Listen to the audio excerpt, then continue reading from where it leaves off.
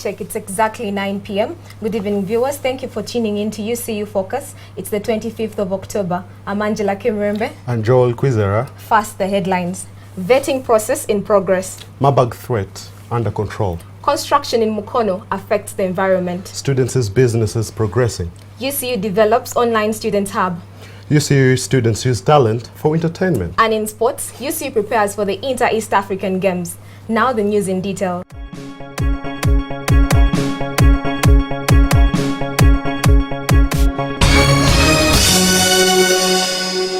In politics, the vetting process at UCU has kicked off with a high number of candidates. Victoria Mirembe has more of this story.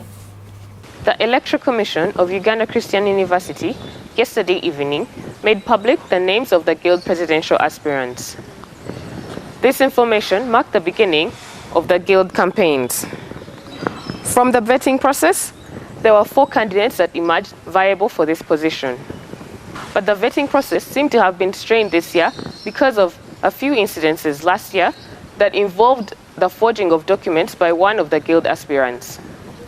UCU Focus managed to get Kanya Rita Mbabazi, the sole female aspirant, to find out what she had to say for her plans for UCU if she was voted into office. I could say my plans are many, but to summarize it, I would just like to say that my plan is to get Uganda Christian University to greater heights and to attain its vision, which is the center of excellence in Africa.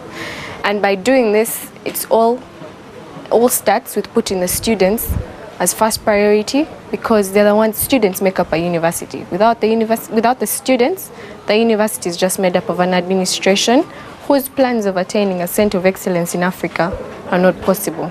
So it's putting the university's needs, the students' university needs first, and then being the voice, the one that pushes for these needs as if they're top priorities and getting them to be addressed. The Electoral Commission of Uganda Christian University yesterday evening made public the names of the Guild presidential aspirants.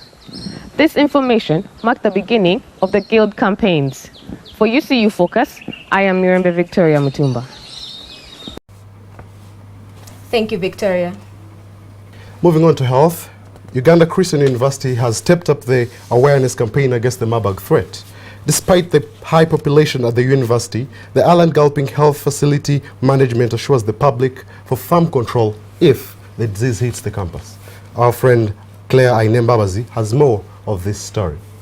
How is the university raising awareness about the most talked about diseases, Ebola and Marburg, to its community? The university is quite quick because of the different platforms it has to communicate to the students. First of all, we have what they call the community worship, which is done weekly, twice 2 days in a week, where we get together as the university and they talk to us about what's going on around the world and in the university. I could say that we are really informed about Marburg and Ebola, considering the fact that it is being talked about everywhere, like newspapers, watch television, and we also surf the internet, and we've also seen our dear friends in the Western African countries that have suffered from this epidemic. So we are surely well versed with the epidemics. All students are in close contact with each other, and measures have been put up to keep the hygiene here, like taps around the school and estate workers cleaning the restrooms frequently. That's good news and encouraging. Yes, it is indeed. Yeah. Thank you very much, Claire. In environmental news, the impact of construction around Mukono has affected the environment and ecological shift. Most of the animals, like the monkeys, have left their original habitats for forested areas. Lillian Tushabe gives us the story in detail. Clearing bushland could pose a threat to the livelihood of human beings. This follows the clearing of part of Anchor Hill for construction work. The doctor says that once the ecosystem is destroyed and animals' habitat removed, humans are affected since the nature is devalued. The area around Anchor Hill has been cleared for construction of students' hostels, seeing a quarter of the bushland on the hill removed. Aiden Kagwa, an agricultural student, says that the drainage system is also affected and results to soil erosion, as is already taking place. A lot of erosion is happening. It is very dangerous to cut down trees because we are going to construct, because you're depleting the environment of its natural interactions that happen. We as humans interact with the trees as they also interact with us. Clearing of bushland at Anchor Hill for construction work is proving to be a threat to the ecosystem. The animals are fewer, the birds are no longer there, and the drainage system has also been destroyed. Question is, what next for the locals? Lilian Tushabe, Mukono. Welcome back, Lillian. And in business, UCU students' business have flocked the market in Mukono district. For most of them, sole ownership has reaped them a lot of finances to fund their tuition. Our reporter has this story. Several students of Uganda Christian University have ventured into the field of business, embraced it viciously and chosen to take the head as job creators, not seekers. Many have strategically set up restaurants, bakeries, made jewelry and sold other items to sustain themselves at university. I'm a business student, per se, and in class they teach us accounting, they teach us finance, marketing and management. What is the use of studying all those things if you cannot put them into action? You understand that? Why would you study them if you cannot put them into action? So if a student comes up and they begin their own business, I totally agree with that, because the way our country is right now, we need more job creators than job seekers. He admitted to the fact that venturing into business was not easy. He advised the youth to be hardworking, resilient, creative and very innovative so as to live a successful life in the Uganda today. The business sector in Uganda Christian University is on a rise as many students have ventured into this field, taken it strongly and decided that they shall be job creators and not seekers. Much as it has challenges, many of them have persisted and decided that this is the way to go. Reporting for UCU Focus, Juliana Mugero. This is a very good way to start to being a billionaire. Billionaire all the way. Wish them all the best. Thank you very much, Juliana. And in technology, UCU has developed an online book resource for students to attain vital information. This is one way that the university is participating in digital migration within Uganda. Samantha Abaho will give you the details. UCU launched the Library Catalogue in 2012, an online program that enables students to search for books and information online. But has it registered success? We spoke to Mr. David Bukenya, the head of the UCU Library ICT Services. And e-resources are a set of information through which we don't solely own as UCU, but in many cases we release them from publishers. So these include e-journals and e-books. With the world becoming internet and computer centered, UCU is on the right track. But whether or not this program will be a success is yet to be seen. This has been about Samantha for UCU Focus. Students actually ought to know how to use online resources. So I'm guessing the UCU catalog is the way to go. Yeah, UCU is going urban. Yes, it is. Thank you, Samantha. After this break, Global Watch has a media guest analyst. Please stay tuned.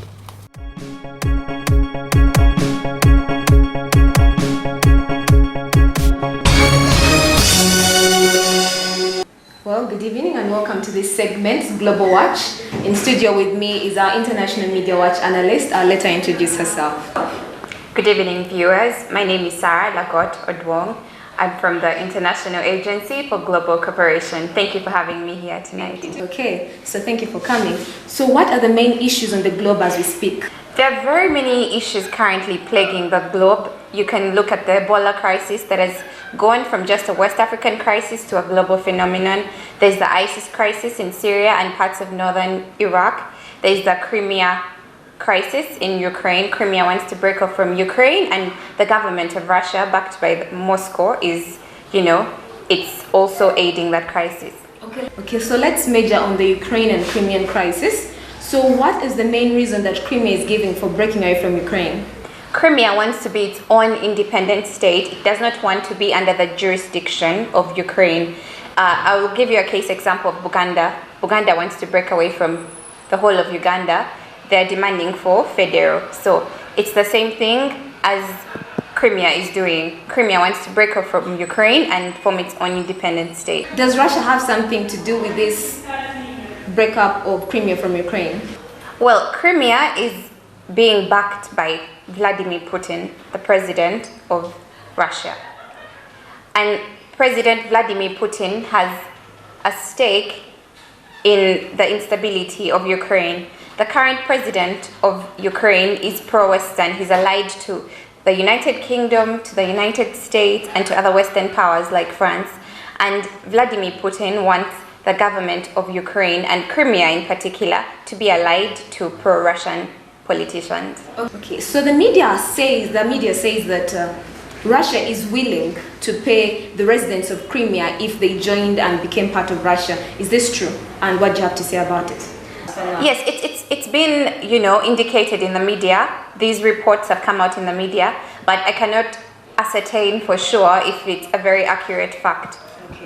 Okay, I think we should just keep listening and watching and see what comes of it. So we know that Russia is part of the United Nations. Do you think that the other countries in the United Nations are in support of what Russia is doing? In other words, the fact that Russia is supporting that Crimea should break away from Ukraine? Well, as we can see so far, David Cameron and Barack Obama, these are the presidents of the United Kingdom and the United States, they're very much against the breaking off of Crimea, and they're not in support of Russia aiding this war. So you can see that the permanent members of the United Nations, like the UK, the US, and France, are not in support of this. China, on the other hand, is very indifferent, and it's on the side of Russia. So it's a two-way situation here. There's some that are for, and the others who are against it. Yes. Well, let's not go into details, or else you're going to start discussing how when one country in the UN disagrees, then the decision or whatever is taking place may not be agreed to. Thank you for tuning in. This is the 9 o'clock bulletin.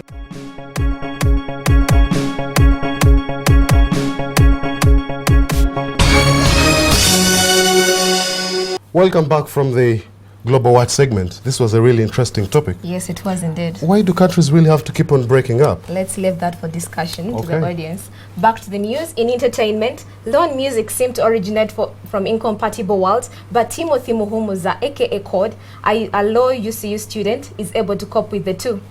Philomena Masiko will give you the details of this story. Not only are the students in Uganda Christian University inclined to academic-oriented programs, but also taking advantage of given opportunities to exploit their talents.